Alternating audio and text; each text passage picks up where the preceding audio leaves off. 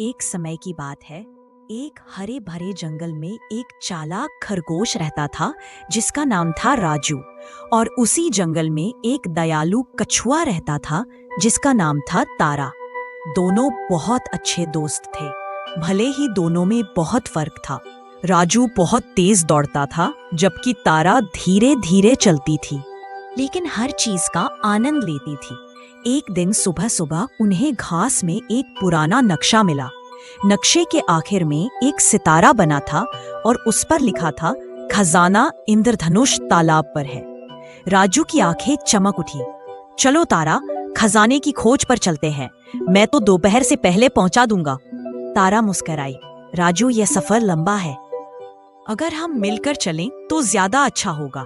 दोनों ने साथ में एक थैला तैयार किया जिसमें गाजरे और हरी पत्ते रखे। सफर शुरू हुआ। राजू उछलते कूदते आगे बढ़ा और तारा धीरे धीरे रास्ते के फूलों और पक्षियों को देखते हुए चली। थोड़ी ही देर में वे एक गीली कीचड़ वाली जगह पर पहुंचे। राजू ने पत्थरों पर छलांग लगाई, लेकिन पैर फिसल गया और वह कीचड़ में जा गिरा। अरे तारा, मदद करो, वह चिल्लाया। तारा धीरे से पहुंची और बोली, मेरे खोल को पकड़ लो। उसने अपनी मजबूत पीठ से राजू को कीचड़ से बाहर निकाला।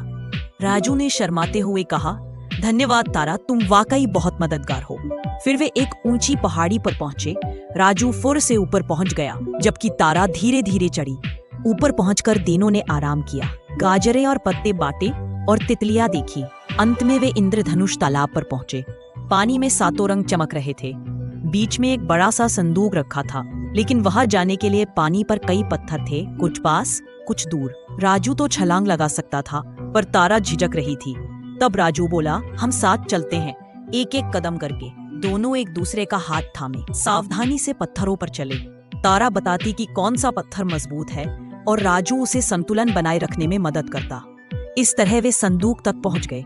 संदूक खोला तो उसके अंदर चमकदार सीपियां, सुनहरे फल और एक पर्ची थी जिस पर लिखा था, असली खजाना तो दोस्ती है और साथ मिलकर मदद करने की भावना। राजू और तारा मुस्कुराए। उन्होंने समझ लिया कि सच्चा आनंद